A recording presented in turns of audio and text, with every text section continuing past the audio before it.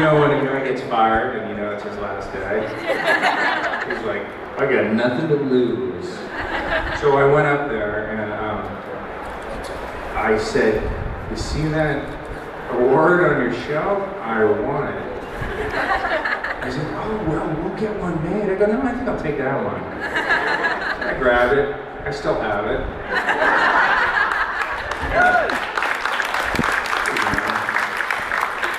It's funny.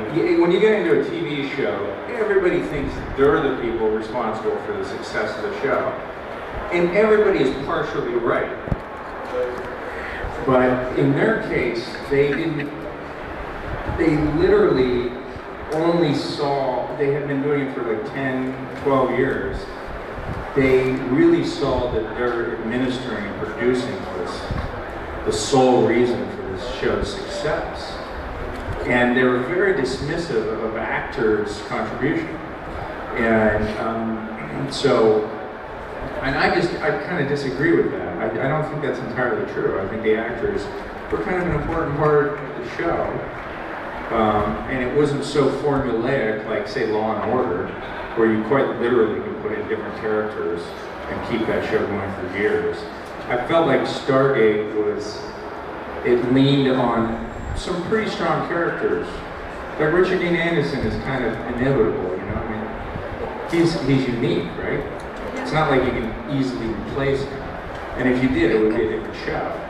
So I think the actors had an important part, and that's why I took the goddamn trophy.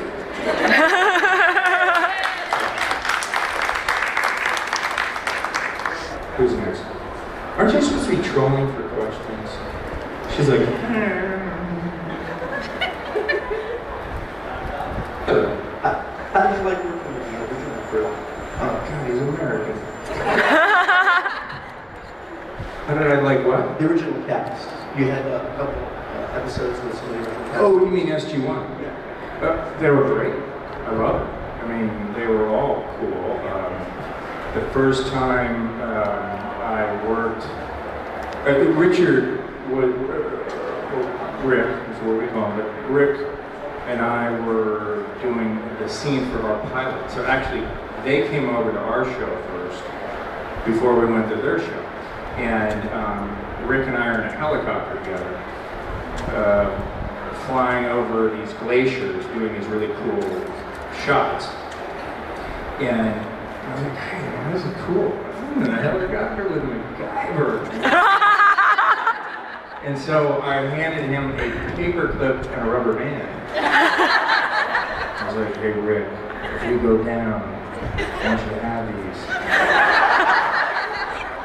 And I thought it was pretty funny, and he listened to this and like, did you're the first guy to say that? I just was like, I'm so small. I'm not going to talk anymore. And it was funny that way. And then when we started shooting, I would often go over, because a lot of those guys complained that our show was getting more money and resources than SG-1. And so I would go over to the stage next door where they were shooting. And I'd be like, hi, hey guys, how you doing? It's so hot in here. Oh, we don't have air conditioning. See you guys later. I would just do it all the time. I think they hated me. But it was fun. And I still see Michael and Amanda. I run into Rick, who lives in Malibu, right down the road from me. And he's like a very involved father. He has a daughter at school, and he's a great guy. And I see them all, they're all good people. Who's next? Look at, she's doing the same thing.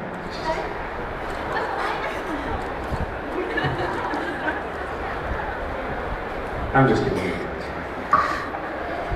Hello. This lady gave me a bottle of 16-year-old single malt scotch yesterday. God bless you. Is it gone already? Yeah, sure. Drink it. It's not that I finished it this morning. So you're going to be sleeping after dinner? Yeah. Yeah. What's your favourite your favourite era of history? Because I know you did history at university. This is a right? serious question. Well,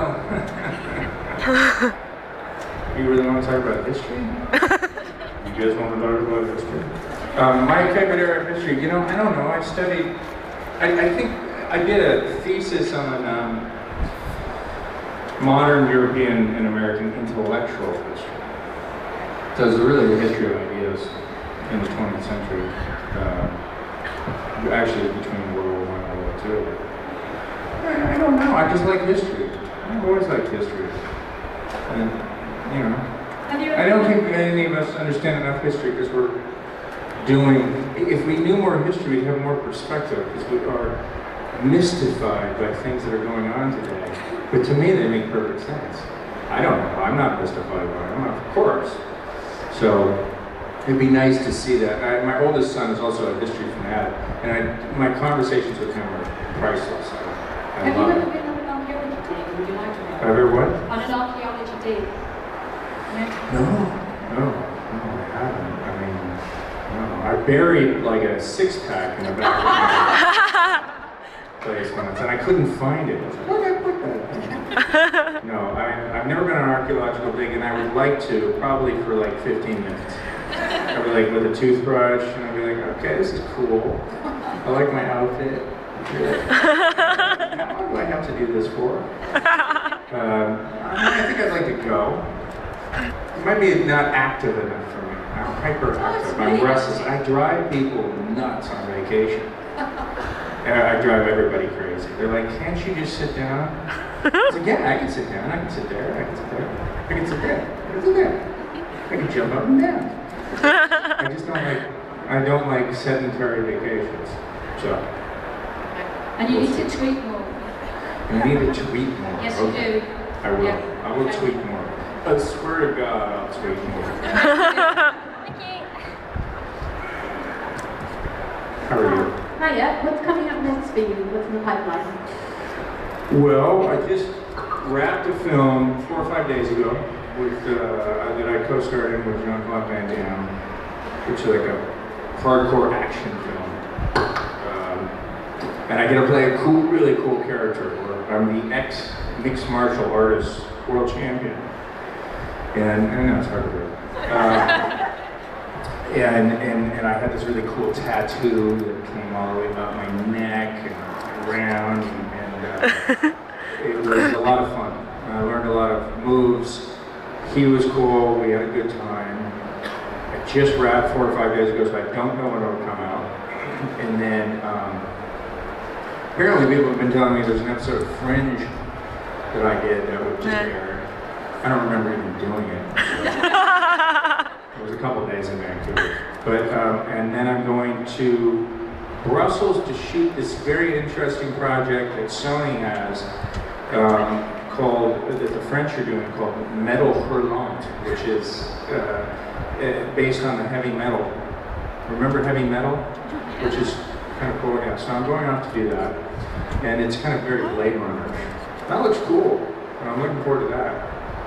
And then there's Thanksgiving, and then there's Christmas. Beyond that, I don't quite know what's going on. So something always comes up, and I've been very busy, fortunately. Yeah, because I have to feed my kids. It's such a pain. I've reduced them to 1 meal a day. That saves me so much money. Who's next? Oh, there's a hand. Oh, there. Hello. You've just talked about what you've enjoyed doing and what you've been doing recently. If you could be on any one current show of your choice, what would you choose to be on in a perfect world? An existing show right now? Oh my God, thank you. My heart actually stopped earlier, so they gave me Red Bull. An existing show. Okay, well, I'm guilty of not watching enough television right off the bat. But if I could be on a show that I'm aware of right now, I think something like Boardwalk Empire, which was a really cool period piece. I'd like to do something like that. I'm one of those few detractors from Mad Men. I watch Mad Men, and I just feel like it's cool. but it's almost cooler than it is good, you know? But I'm one of those guys. A lot of people say, no, it's great, it's great. It's good, but I just think it's actually more swank than good. And that's okay. But I would love to do any show like that also. Any show that gives me money, I'm like, hey. But there is talk of doing some other shows that I'd like to do. What I really want to do right now is movies, because they're more fun. And what I really want to do, and we're trying to figure this out, is how to do the Uncharted movie. You know, the Nathan Drake character. Yeah, I'd like to do that. So just make that happen for me, would it? Who's next? Oh, there's a lady here with her hand. Oh. Hi. Hey. Just a quick question. Excuse me, I'm not being rude. So if Atlantis were allowed to run for its full deserved 20, 30 seasons, Yeah. what kind of resolution would you like to have seen for John Shepherd, Atlantis, and kind of everyone? Okay. 20, 30 seasons. Well, hopefully he doesn't have to wear diapers. And I'd have a cane that I could like whack McKay with. I'm like, God damn you.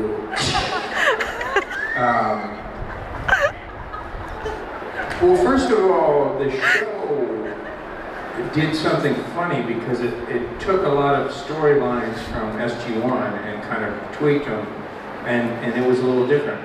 But to be honest with you, I really think a lot of the writers start running out of ideas, and which is ridiculous because there are endless ideas. You can't, running out of ideas in a science fiction show is almost preposterous unless you lock yourself into a certain mythology. And I think to some degree they kind of were doing that. They were even kind of copying stories that they had already done. They would do these stories and they'd be like, wait a minute, didn't we do this in SG-1? Yes, we did. So that episode of Vegas that we did was a real break from a lot of the things we were doing. And I thought that was our best opportunity to open up another chapter of storytelling where you had a kind of earth-based element to the show, and then you go to space, and you had parallel dimensions. I mean, Fringe does that, right? Where you've got two kind of characters.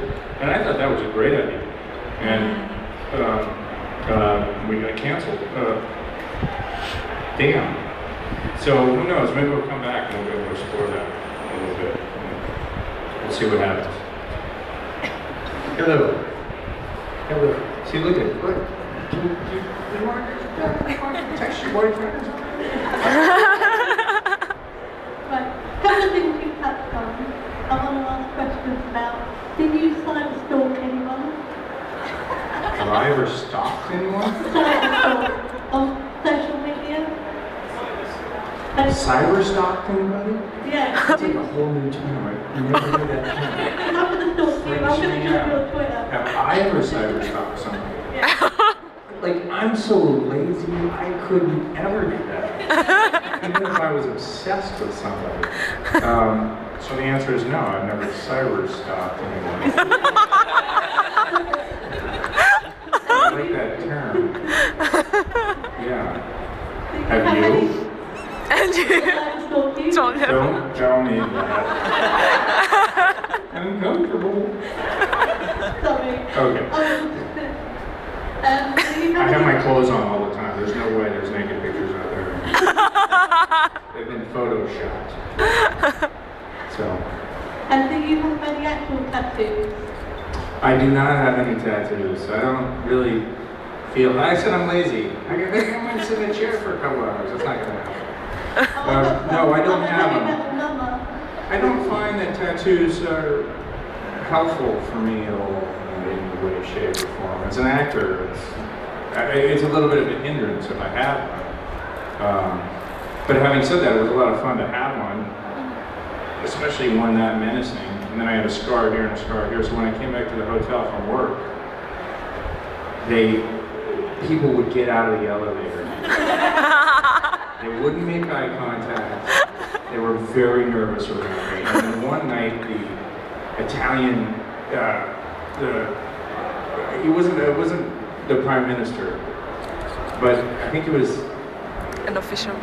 head of parliament or something like that. We were staying in the hotel, and I come in with my bags, bloody knuckles, scar, tattoo, and I'm walking through the lobby into the elevator, and these three guys in suits just go, "Excuse me, sir, where are you going?"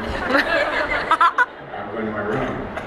They had to go take me to the registration office. They weren't sure that I was a guest.